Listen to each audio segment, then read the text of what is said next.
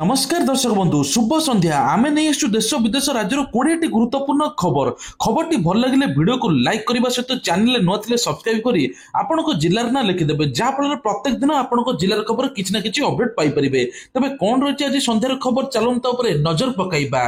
प्रथम खबर सरकार बड़ घोषणा जालियाती करी मागणा राशन कार्ड पाउथवा लोकों विरोध में कठोर कार्यानुष्ठान ग्रहण करने निष्पत्ति नहीं। सरकार नकली कागज पत्र व्यवहार कर मागणा राशन कार्ड सुविधार लाभ उठुता बहु संख्यक लोकों धरी वर्तमान सरकार एपरी लोकों कार्ड को मध्य बातिल करने जाउछंती। तेबे राज्य में एपर्यंत 5 लाख महिला 5 लाख मृत हिताधिकारी बाहरी भर पाखापाखि 20 लाख हिताधिकारी ई-केवाईसी करना। सरकार बारंबार डेट घुंचेला पर ई-केवाईसी हेउना एथरो जना पड़ु जे किछि लोक मध्य जालियाती करी राशन कार्ड हातेइचंती ताकु मध्य 3 मास रद्द होइतिला कार्ड। एथरो सरकार कहउचंती जो माने एसबु करूचंती सरकारक डॉक्यूमेंट बा सब किछि थाई मध्य से राशन कार्ड हातेइचंती तुरंत राशन कार्ड फेरई दियंतु नोले कठोर टू कठोर कार्यानुष्ठान मध्य निया जिवो। तेबे कोइ जाउछि जे प्रत्येक परिवार राशन कार्ड केवल व्यक्ति मान योग्य एवं जो मैंने सहरांचल वार्षिक 3 लाख रु कम रोजगार ग्रामांचल 2 लाख रु कम रोजगार करुवे से राशन कार्ड योग्य हिताधिकारी किंतु अन्य लोक मैंने जो मैंने हाथी तुरंत राशन कार्ड फेरने सरकार अपील करिसंती। परवर्ती खबर होची कर्फ्यू हटिया पर कटक को फेरुची शांति छक छकरे पैंतरा मारुची एबे पुलिस।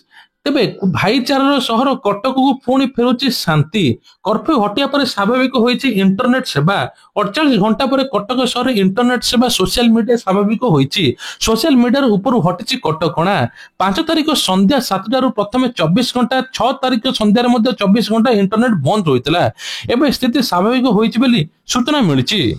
परवर्ती खबर होची बांकी महोत्सव उद्घाटन कले मुख्यमंत्री कहले एठाकर युवक युवती पाइबे नियुक्ति। तेबे ओडिशार प्राचीन संस्कृति ऐतिह्य सामाजिक सम्मेलन बांकी महोत्सव रौप्य जयंती मुख्यमंत्री मोहन चरण माझी जोगदे शुभारंभ करिसंती। एही अवसर मुख्यमंत्री कहिसंती बांकी अंचल हेबो शिल्प समृद्ध एठाकर युवक युवती नियुक्ति पाइबे।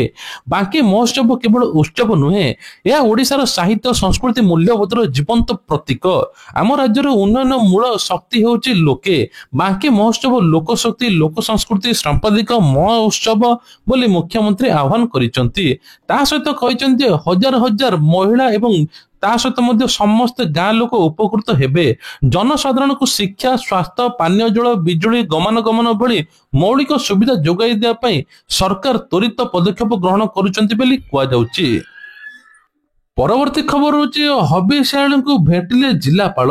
तेबे कहते 1 मास धरी चलवाक व्रत को श्रृंखलित भाव पालन करने प्रशासन निष्ठा भाव कार्य करुच्ची जहाँफल एबे हबिष्याणी माने किभली भलरे दर्शन करिवे किभली महाप्रसाद सेवन करिवे सबकिछि व्यवस्था मध्ये होउची। एपटे आईन मंत्री ऊपर आशीर्वाद ढाली पुरीर कार्तिक हबिष्याणी कहिसंती जे खाली सेतेक नुहे सबले मंत्री होई रहिथांतु बोली सेमाने आशीर्वाद देइचंती जाहाको राज्य राजनीति बेस चर्चा होईची। तेबे पुरी गस्त करथिले आईन मंत्री पृथ्वीराज हरिचंदन सेटार हबिष्याणी पई किपरि व्यवस्था कराई तदारक मध्ये करिथिले। एही समय पुरी नरेंद्र कोण स्थित वृंदावसी निवास राज्य विभिन्न जिलार कार्तिक व्रत करने को आसुवा हबिष्याणी मां मानक साक्षात करथिले सेमानकर अभाव असुविधा को अनुध्यान करथिले। एही समय हबिष्याणी माने मंत्री को मुंड ऊपर हाथ रखी आशीर्वाद प्रदान करथिले। एहाको खोद पृथ्वीराज हरिचंदन निजे सामाजिक गणमाध्यम सूचना देइचंती। से लिखिचंती मां सिए ममतार सागर सकल शक्तिर से आधार मां को आशीर्वाद बिना कोनोसी काम सफल हुए नाही। परवर्ती खबर होची ब्रजपात सहित भीषण वर्षा राजधानी को रेड अलर्ट आगामी 2 घंटा पर्यंत प्रबल बर्षिबो। सेपटे वर्षा को नहीं पाणीपाग विभाग अलर्ट करछि जे आगामी 5 दिन पर्यंत प्रबल वर्षा हबो विशेष करी एई 2 घंटा प्रबल अति प्रबल वर्षा हेबो। अन्यपटे दक्षिण बांग्लादेश पाखापाखि अंचल घूर्णिबल सृष्टि होईछि जहाँफल 12 तारिख पर्यंत बंगोपसागर घूर्णिबल सृष्टि हेबो। यह प्रभाव 4 रु 5 दिन वर्षा लागिबा सहित बिजुली घड़घड़ी मारिबो। ता सहित 20 जिला को येलो अलर्ट करिछि विशेष 30 रु 40 किलोमीटर बेगर पवन बहिबा सहित मत्स्यजीवी को समुद्र को जाय बारण कराइछि एवं तळे अंचल को मध्य सतर्क रहया पई कुआ जाइछि। ପରବର୍ତ୍ତୀ ଖବର ଅଛି ରାଜଧାନୀରେ ବୁଲିଲା ବୁଲଡୋଜର ଖାରବେଳ ନଗର ବସ୍ତି ଅଞ୍ଚଳରୁ ହଟିଲା ରାସ୍ତା ଉପରୁ ମାଡ଼ି ବସିଥିବା ସମସ୍ତ ଦୋକାନ। ଏଥର ସରକାରୀ ଜମି ଯେକୌଣସି ଲୋକ ହାତେଇଥିବେ ତାଙ୍କ ଉପରେ ମଧ୍ୟ ଦୃଢ କାର୍ଯ୍ୟାନୁଷ୍ଠାନ ନିଆଯିବ।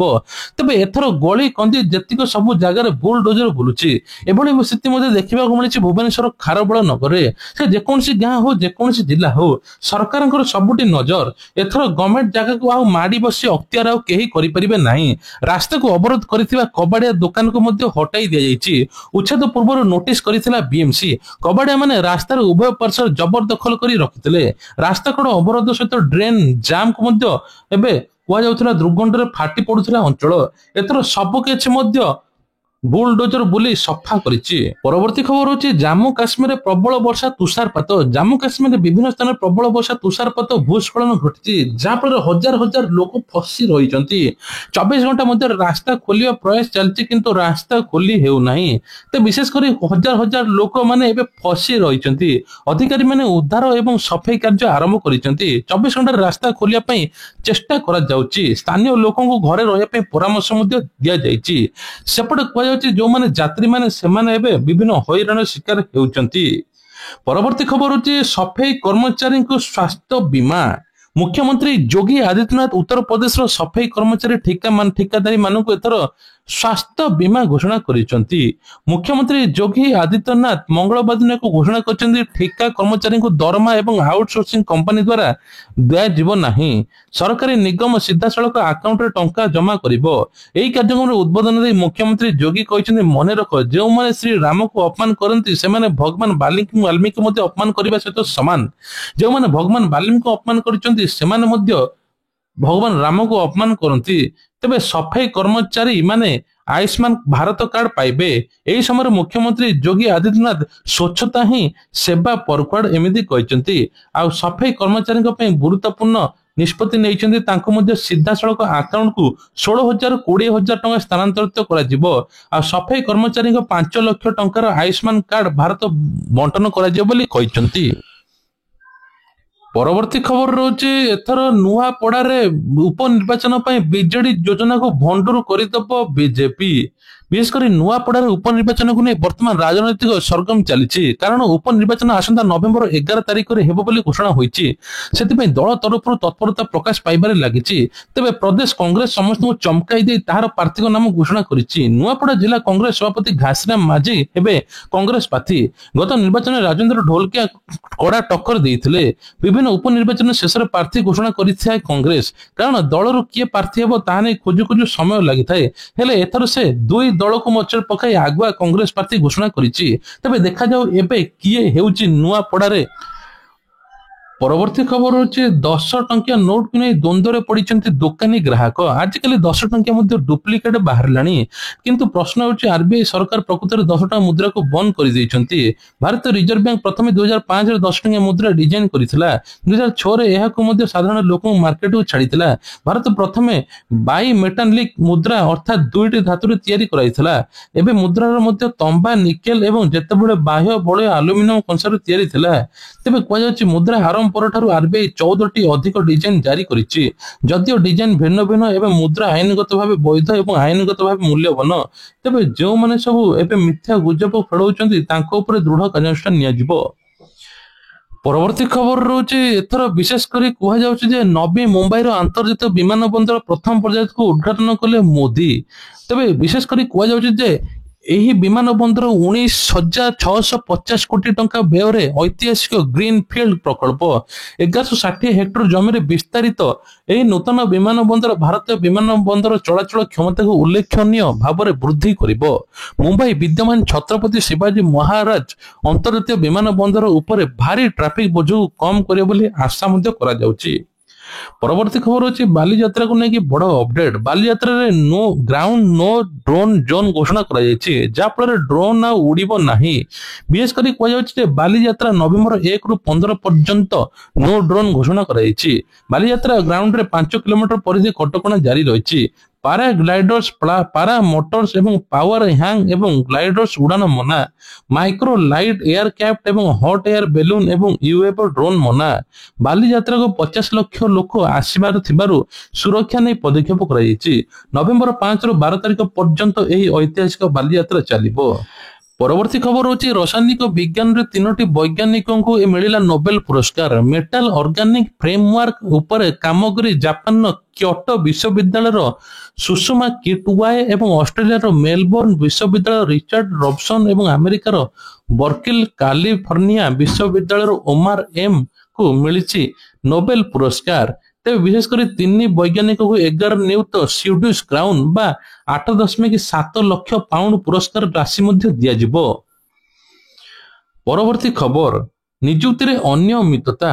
ତେବେ ସୁବର୍ଣ୍ଣପୁର ବୀରମହାରାଜପୁର ବ୍ଲକରେ ଏବେ ନିଯୁକ୍ତିରେ ଅନିୟମିତତା ଦେଖାଯାଇଛି, ଯାହାଫଳରେ ହାଇସ୍କୁଲରେ ତାଲା ପକାଇ ପ୍ରତିବାଦ କରୁଛନ୍ତି ଏସଏଚଜି ମହିଳା।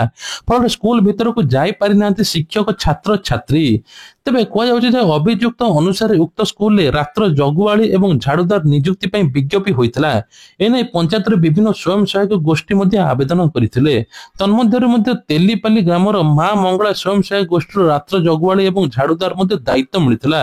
ମାତ୍ର ଏବେ ଅଚଣ୍ଡା ଏବଂ ମହୁଲପାଲି ଏବଂ ରୁଗୁଡପାଲି ଆଦି ଗ୍ରାମର ମଧ୍ୟ ସ୍ୱୟଂ ସହାୟକ ଗୋଷ୍ଠୀର ସଦସ୍ୟମାନେ ଏହି ନିଯୁକ୍ତିକୁ ବେଆଇନ ଏବଂ ଅନିୟମିତତା ହୋଇଥିବା ଅଭିଯୋଗ ହୋଇଛି। ତେବେ ବିଜ୍ଞପ୍ତି ଯେତେବେଳେ ହେଲା, ବିଭିନ୍ନ ଜନଗହଳି ସ୍ଥାନ, ଛକ, ସ୍କୁଲ ସମ୍ମୁଖରେ ଏହାର ନିଯୁକ୍ତି ପାଇଁ ସୂଚନା ଦେବାର ନିୟମ ରହିଥିବା ବେଳେ କୌଣସି ସ୍ଥାନରେ ସୂଚନା ଦିଆଗଲା କି ନାହିଁ ନୋଟିସ ମଧ୍ୟ ଦିଆଯାଇ ନାହିଁ। ଚଞ୍ଚକତା କରି କାହାକୁ ନ ଜଣାଇ ଗୁପ୍ତ ଭାବେ ନିଯୁକ୍ତି ଦିଆଗଲା। ତେବେ ବିଶେଷ କରି ଏନେଇକି ମଧ୍ୟ ସ୍ୱୟଂ ସହାୟକ ଗୋଷ୍ଠୀ ଥିବା ବେଳେ କେହି ଜଣେ ମଧ୍ୟ ପାରିଲେ ନାହିଁ। ଏହା ପ୍ରଶ୍ନ କରିବା ପରେ ଗ୍ରାମର କୌଣସି ସ୍ୱୟଂ ସହାୟକ ଗୋଷ୍ଠୀ ମଧ୍ୟ ପ୍ରତିବାଦ କରିଥିଲେ। ଫଳରେ ଛାତ୍ରଛାତ୍ରୀ ଏବଂ ସ୍କୁଲର ଶିକ୍ଷକ ଭିତରକୁ ଯାଇପାରିନାହାନ୍ତି। ପରବର୍ତ୍ତୀ ଖବର ଅଛି ଝାରଖଣ୍ଡରେ 3ଟି କଫ୍ ସିରପ ନିଷିଦ୍ଧ। ଝାରଖଣ୍ଡ ସରକାର ରାଜ୍ୟରେ 3ଟି କଫ୍ ସିରପ ବିକ୍ରୟ ଏବଂ ବ୍ୟବହାରକୁ ତୁରନ୍ତ ନିଷେଧ କରିଛନ୍ତି। ମଧ୍ୟପ୍ରଦେଶ, ରାଜସ୍ଥାନ ଏବଂ କିଛି ପିଲାଙ୍କ କଫ୍ ସିରପ ଯୋଗୁଁ ମୃତ୍ୟୁବରଣ ହୋଇଥିଲା, ଯାହାଫଳରେ ପରିବାର କଲ୍ୟାଣ ବିଭାଗ, ରାଜ୍ୟ ଔଷଧ ନିୟନ୍ତ୍ରଣ ନିର୍ଦ୍ଦେଶାଳୟ ଏବଂ ନାମକୁମ ଦ୍ୱାରା ନିର୍ଦ୍ଦେଶ ଅନୁଯାୟୀ 3ଟି କଫ୍ ସିରପ ଏବଂ ବନ୍ଦ ହୋଇଛି। ତେବେ କୁହାଯାଉଛି ଔଷଧ ନିରୀକ୍ଷକଙ୍କୁ ସେମାନଙ୍କ ଅଞ୍ଚଳରେ ସିରପର ବିକ୍ରୟ ଏବଂ ବ୍ୟବହାର ଉପରେ କଡା ନଜର ରଖିବା ପାଇଁ ଦୋକାନ ଓ ହସ୍ପିଟାଲ ଗୁଡିକରେ ମଧ୍ୟ ନମୁନା ଯାଞ୍ଚ କରିବା ପାଇଁ ନିୟମ ଅନୁଯାୟୀ ଆଇନଗତ କାର୍ଯ୍ୟାନୁଷ୍ଠାନ ଗ୍ରହଣ କରିବା ପାଇଁ ନିର୍ଦ୍ଦେଶ ଦିଆଯାଇଛି। ତେବେ ବିଶେଷ କରି କୁହାଯାଉଛି ଏଗୁଡା ସବୁ ନିମ୍ନମାନର ଥିଲା, ଯାହାଫଳରେ ଛୁଆଙ୍କର ମଧ୍ୟ କିଛି ମୃତ୍ୟୁ ହୋଇଥିଲା। କୁହାଯାଉଛି ଯେ ଅକ୍ଟୋବର 5 ତାରିଖରେ କଫ୍ ସିରପର ଗୁଣବତ୍ତା ଏବଂ ଏହାର ଅନୁପଯୁକ୍ତ ବ୍ୟବହାର ଯୋଗୁଁ ସମ୍ପ୍ରତି ଉଠିଥିବା ଚିନ୍ତାରେ ମଧ୍ୟ କେନ୍ଦ୍ର ସ୍ୱାସ୍ଥ୍ୟ ପରିବାର କଲ୍ୟାଣ ବିଭାଗ ଏବଂ ସମସ୍ତ ରାଜ୍ୟ କେନ୍ଦ୍ରଶାସିତ ଅଞ୍ଚଳ ଗୁଡିକୁ ଏକ ଉଚ୍ଚସ୍ତରୀୟ ବୈଠକ ମଧ୍ୟ କରିଥିଲା। ବୈଠକରେ ଔଷଧର ଗୁଣବତ୍ତା ମାନଦଣ୍ଡର ଅନୁପାଳନ ସମୀକ୍ଷା କରାଯାଇଥିଲା। ବିଶେଷ କରି କୁହାଯାଉଛି ଯେ ଏବେ ମଧ୍ୟ ଝାରଖଣ୍ଡରେ 3ଟି କଫ୍ ସିରପ ନିଷିଦ୍ଧ ଅଛି। ପରବର୍ତ୍ତୀ ଖବର ଅଛି ଘରେ ବସି କରିପାରିବେ ଆପଣମାନେ କନଫର୍ମ ଟିକେଟର ତାରିଖ, ତା ପୁଣି ବି ସମ୍ପୂର୍ଣ୍ଣ ମାଗଣା। ରେଳବାଇ କନଫର୍ମ ଟିକେଟ ପାଇଁ ସହଜ କଥା ନୁହେଁ। ବେଳେ ବେଳେ ଟିକେଟ ବୁକ୍ କରିଥିବା ସମୟରେ ଭୁଲ ତାରିଖରେ ଟିକେଟ ବୁକ୍ ହୋଇଯାଇଥାଏ। ପ୍ରଥମେ ତ ଟିକେଟ ମିଳିବା ମୁସ୍କିଲ, ତା ଉପରେ ମଧ୍ୟ ଭୁଲ ତାରିଖ ଯାତ୍ରୀଙ୍କ ପାଇଁ ଚିନ୍ତା ବଢାଇଥାଏ। ଯଦି ଆପଣଙ୍କର ଏମିତି କିଛି ଘଟେ ତେବେ ଚିନ୍ତା କରିବାର ଆବଶ୍ୟକ ନାହିଁ। ରେଳବାଇ ଖୁବ୍ ଶୀଘ୍ର ଯାତ୍ରୀମାନଙ୍କୁ ଏକ ନୂଆ ସୁବିଧା ପ୍ରଦାନ କରୁଛି। ଏହି ସୁବିଧା ଯାତ୍ରୀମାନଙ୍କୁ ସେମାନଙ୍କ କନଫର୍ମ ଟିକେଟର ତାରିଖ ପରିବର୍ତ୍ତନ କରିବା ଅନୁମତି ଦେବ। ଏଥିପାଇଁ ଆପଣଙ୍କର ଆର୍ଥିକ କ୍ଷତି ବି କିଛି ହେବ ନାହିଁ ବୋଲି କୁହାଯାଉଛି। ଟ୍ରେନ ଯାତ୍ରୀମାନେ ଯାତ୍ରା ସମୟରେ ମଧ୍ୟ ସୁବିଧା ଆବଶ୍ୟକ କରିଥାନ୍ତି, କିନ୍ତୁ ବେଳେବେଳେ ସୁବିଧା ଗୁଡିକର କିପରି ଲାଭ ଉଠାଇବେ ସଠିକ ଭାବରେ ଜାଣିବା ଉଚିତ। ମିଳିଥିବା ଖବର ଅନୁସାରେ ଘରେ ବସି କନଫର୍ମ ଟିକେଟ ମଧ୍ୟ କରିପାରିବେ। ଯଦି ଆପଣଙ୍କର ଡେଟ୍ ଚେଞ୍ଜ କରିବା ପାଇଁ ଚାହୁଁଛନ୍ତି ସବୁ କିଛି ହୋଇପାରିବ। କୌଣସି ପ୍ରକାର ଆପଣଙ୍କୁ ଏକ୍ସଟ୍ରା ଚାର୍ଜ ଦେବା ପାଇଁ ପଡିବ ନାହିଁ। ପରବର୍ତ୍ତୀ ଖବର ହେଉଛି ଯୋଜନା ବିଷୟରେ ଚାଲନ୍ତୁ ଜାଣିବା। ପ୍ରଥମେ ହେଲା ସୁଭଦ୍ରା ଯୋଜନା। ସୁଭଦ୍ରା ଯୋଜନାରେ 60 ବର୍ଷ ଯାହାକୁ ହୋଇଯାଇଛି ତାଙ୍କୁ ସୁଭଦ୍ରା ବାଦ ପଡିଛି, ଯାହା ଫଳରେ ସେମାନେ ଭତ୍ତା ଟଙ୍କା ପାଇବେ, ଆଉ ସୁଭଦ୍ରା ଟଙ୍କା ପାଇବେ ନାହିଁ। ଏନେଇ ଉପମୁଖ୍ୟମନ୍ତ୍ରୀ ପ୍ରଭାତୀ ପରିଡା କହିଛନ୍ତି ସେମାନଙ୍କୁ ଭତ୍ତା ପାଇଁ ଆବେଦନ କରିବା ପାଇଁ ପଡିବ, ଯାହାଫଳରେ ପ୍ରତି ମାସରେ ଭତ୍ତା ଟଙ୍କା ପାଇବେ। ଏପଟେ ସରକାର କହିଛନ୍ତି 80 ବର୍ଷର ଉର୍ଦ୍ଧ୍ୱ ହିତାଧିକାରୀ ଏବଂ ଦିବ୍ୟାଙ୍ଗ ମାନଙ୍କୁ 3500 ମିଳିବ। ସେପଟେ ମଧ୍ୟ ଭତ୍ତା ଟଙ୍କା ବଢାଇବା ପାଇଁ ସରକାର ମଧ୍ୟ ଘୋଷଣା କିଛି ଆଗକୁ କରିବେ।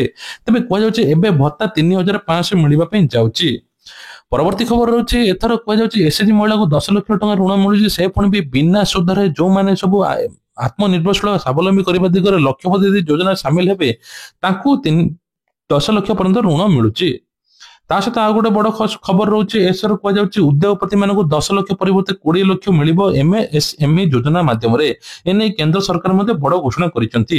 ତେବେ ଇଏ ଥିଲା ଆଜିର ଦେଶ ବିଦେଶ ରାଜ୍ୟର ଗୁରୁତ୍ୱପୂର୍ଣ୍ଣ ଖବର। ଖବରଟି ଭଲ ଲାଗିଥିଲେ ଲାଇକ୍ କରିବେ, ସେୟାର କରିବେ। ଜୟ ଜଗନ୍ନାଥ।